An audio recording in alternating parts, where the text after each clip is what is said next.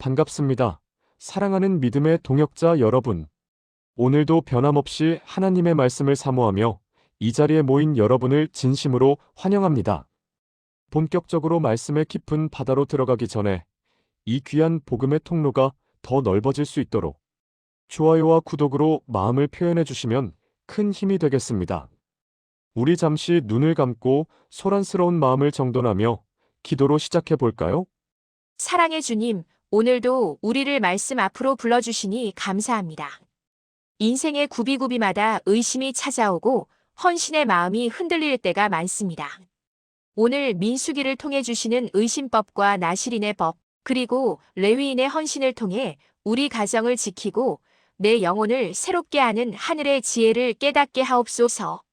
성령께서 우리의 마음 눈을 밝혀주시길 소망하며 예수 그리스도의 이름으로 기도드립니다.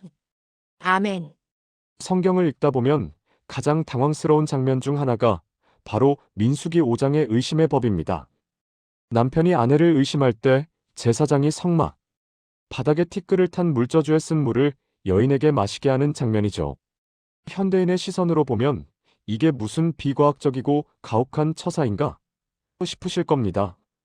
하지만 그 내막을 들여다보면 하나님이 얼마나 약자를 보호하시고 공동체의 신뢰를 소중히 여기시는지 알 수 있습니다. 고대 사회에서 여인은 법적 보호를 받기 매우 어려웠습니다. 만약 남편이 아무런 증거 없이 내 아내가 부정한 것 같다는 의심젤러시에 사로잡히면 그 여인은 사적인 보복을 당하거나 가문에서 쫓겨나 생존의 위협을 받게 됩니다. 이때 하나님은 이 문제를 공적인 영역으로 가져오십니다. 영어적 통찰 여기서 의심은 영어로 스피럿 어브 젤러시라고 표현됩니다. 히브리어로는 루아흐 키나인데 키나는 단순한 질투가 아니라 사랑하는 대상을 잃고 싶지 않은 강렬한 열정이 뒤틀린 상태를 뜻합니다. 현대적 비유의 의식은 오늘날로 치면 가장 권위 있는 국가기관의 진실, 규명 혹은 하나님이 직접 중재하시는 영적 재판입니다. 남편의 사적인 복수를 막고 아내가 무죄하다면 하나님이 직접 이 여인은 깨끗하다고 공포해 주셔서 그녀의 명예를 회복시켜 주시는 안전장치인 셈입니다. 제사장은 그 여인을 가까이 오게 하여 여호와 앞에 세우고 여인이 더러워진 일이 없으면 해를 받지 않고 임신하리라. 하나님은 보이지 않는 마음의 지옥인 의심을 종결짓고 상처 입은 여인의 결백을 친히 증명하시어 무너진 가정에 다시 샬롬 평화를 선포하시는 분입니다. 6장에 등장하는 나시린은 히브리어 나지르에서 왔으며 따로 떼어놓다, 구별하다는 뜻입니다. 이 나시린 제도가 아름다운 이유는 제사장처럼 가문에 의해 결정되는 것이 아니라 누구나 자발적으로 일정 기간 하나님께 자신을 드리고 싶을 때 서원할 수 있었다는 점입니다. 나시린이 지켜야 할 세 가지 조건은 오늘날 우리 삶의 우선순위에 대해 아주 세련된 통찰을 줍니다. 포도주를 멀리하라 포커싱. 당시 배경 포도주는 기쁨의 상징이지만 과하면 정신을 혼미하게 합니다. 현대적 해석으로 영혼을 취하게 만드는 세상의 즐거움 중독, 과도한 취미, 남과의 비교로부터 자신을 지키라는 뜻입니다. 영어로는 토털 애브스터넌스라고 하는데 이는 하나님께 집중하기 위해 내 마음의 노이즈를 제거하는 영적 디톡스와 같습니다. 머리카락을 깎지 말라 퍼블릭 위트너스. 당시 배경 긴 머리는 멀리서 봐도 저 사람은 하나님께 속한 사람이다라는 것을 보여주는 표식이었습니다. 현대적 해석 이것은 거룩한 자부심입니다. 세상의 유행을 무작정 따르지 않고 기독교인으로서의 정체성을 당당히 드러내는 삶입니다. 나 예수 믿는 사람이야 라고 말하지 않아도 우리의 정직함과 너그러움이 깎지 않은 머리카락처럼 세상에 드러나야 합니다. 시체를 가까이 하지 말라 퓨러티 어브 라이프. 당시 배경 죽음은 부정한 것으로 여겨졌습니다. 나시린은 가족의 장례식조차 하나님의 성결을 위해 절제해야 했습니다. 현대적인은 생명의 문화를 선택하라는 뜻입니다.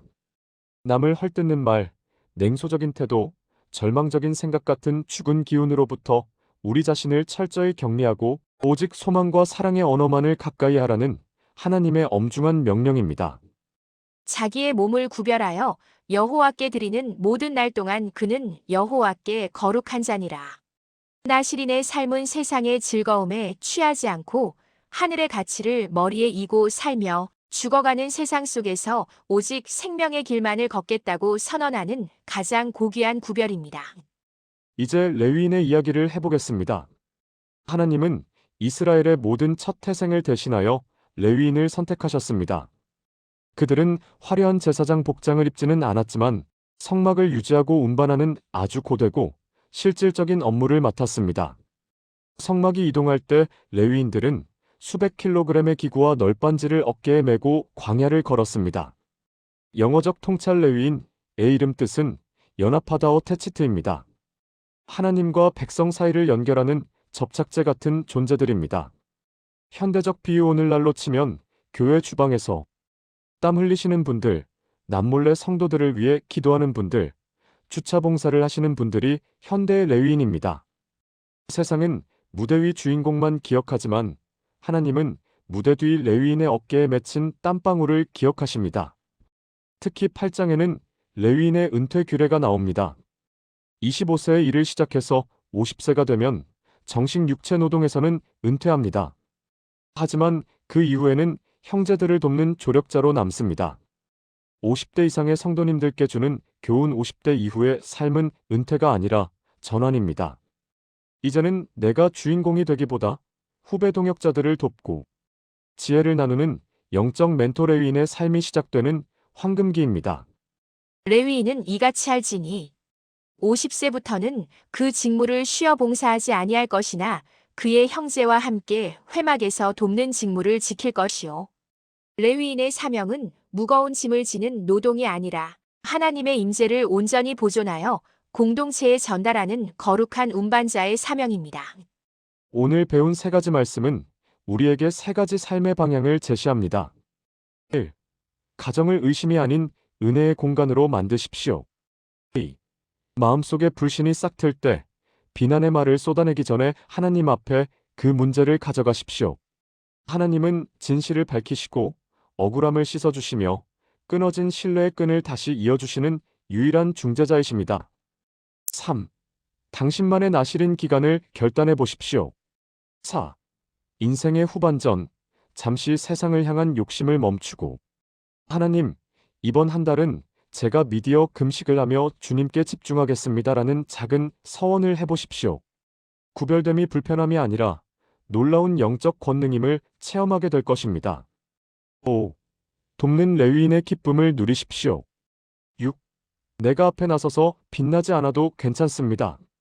누군가의 예배가 온전해지도록 보이지 않는 곳에서 성막의 말뚝을 박는 그 수고가 하나님 보시기에 가장 큰 예배입니다.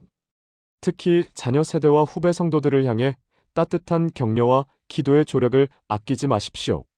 사랑하는 성도 여러분, 오늘 민수기의 법들을 통해 우리는 한 가지 결론에 이릅니다. 하나님은 우리가 서로를 의심하지 않는 정직한 공동체가 되길 원하시며 세상과 구별된 당당한 정체성을 가지길 바라시고 각자의 자리에서 묵묵히 어깨에 사명의 짐을 메고 걷는 레위인의 충성을 통해 하나님의 나라를 세워가십니다. 오늘 이 말씀이 여러분의 답답했던 가슴을 시원하게 뚫어주고 삶의 방향을 잡아주는 나침반이 되었기를 간절히 바랍니다. 여러분의 참여를 기다립니다. 오늘 말씀 중에서 여러분의 마음을 가장 두드린 단어는 무엇인가요? 가정의 회복인가요? 나시린의 구별됨인가요?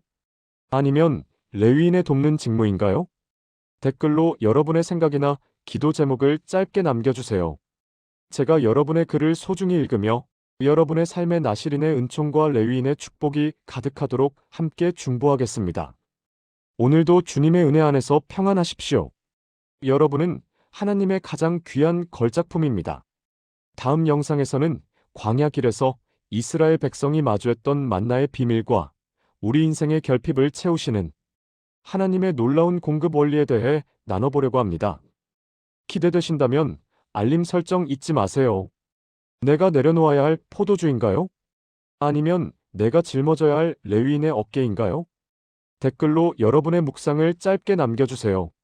제가 여러분의 글을 하나하나 읽으며 여러분의 가정이 의심 대신 확신으로, 무질서 대신 거룩함으로 가득 차도록 함께 중보하겠습니다.